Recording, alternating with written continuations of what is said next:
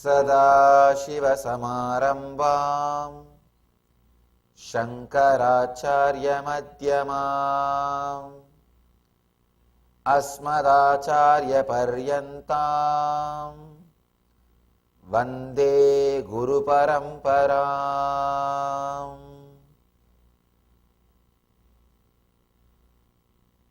Intensity. Patanjali is a great master. He never uses too many words. He uses minimum number of words to explain any concept. Even for Asamprajñāta Samadhi, he uses in only one sutra. He just uses one sutra. Shraddha Virya, Smriti Jnana, Prajñā, Itaresham Purvaha. Just one sutra. He finishes the Asamprajñāta Samadhi. But for intensity, he is writing two sutras. Then understand the importance of intensity in your life. I want you to understand the intensity from all its dimension. One, intensity in spiritual understanding towards enlightenment. Intensity in what you call external world, health, wealth, relationship, whatever you call. Third, intensity as a lifestyle. Please understand. Intensity in the internal world, intensity in the external world, intensity as the lifestyle itself. Yesterday I was introducing the concept of intensity with some of the examples from Ramakrishna.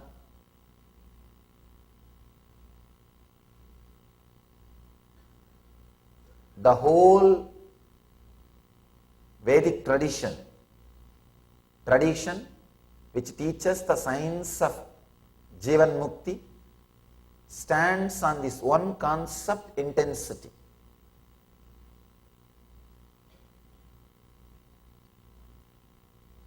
Actually, after many requests from many of my close disciples, I have started writing my autobiography, and I dictated many incidents and told some of my disciples to analyze my own life. I told them, find out what is the quality which is a undercurrent in my life, so that we will name the book based on that quality. What is the quality? I asked some of my senior disciples to analyze, study, contemplate, analyze, because I myself can't look. I lived it. Only the people who understand from outside can catch the thread, the underlying quality. After a few days of analysis, all of them came to one conclusion. Usually the disciples don't come to one conclusion.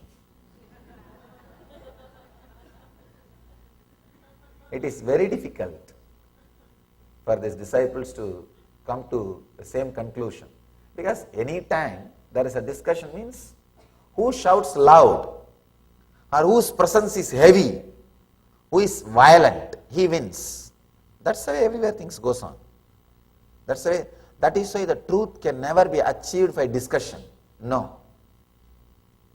It's very rare. If all of them fall in tune and come to one conclusion, then it can be truth.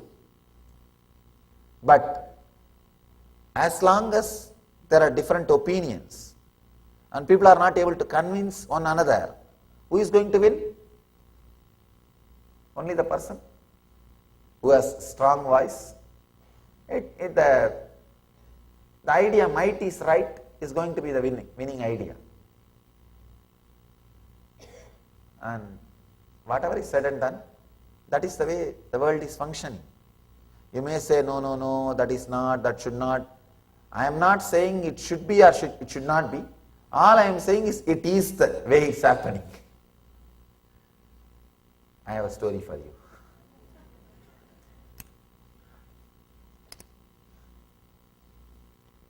A cowboy strolled out of a saloon, ready to ride out of town, but he saw that someone had painted his horse green from head.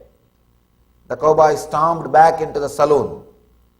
Which one of you painted my horse green? He demanded. A huge, mean-looking, strong guy raised out of his seat and said, I did. Immediately the cowboy said, right, just letting you to know the first coat is dry.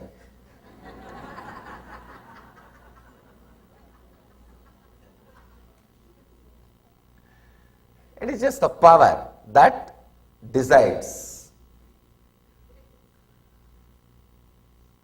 That is why the Pandits who go on argue without practicing never come upon the truth, never live the truth, never reach the truth. I was surprised this group of intellectuals can come to a conclusion anonymously. That was very surprising. All of them came to the conclusion that Swamiji, the undercurrent of your whole life is only one concept, intensity. Whatever you did, intense. I can't say whatever I did was right or wrong, whatever I did was yoga or karma or bhakti or jnana. I don't know all that. I lived all various dimensions. But one thing was undercurrent, that was intensity. Intensity was the undercurrent of the whole life.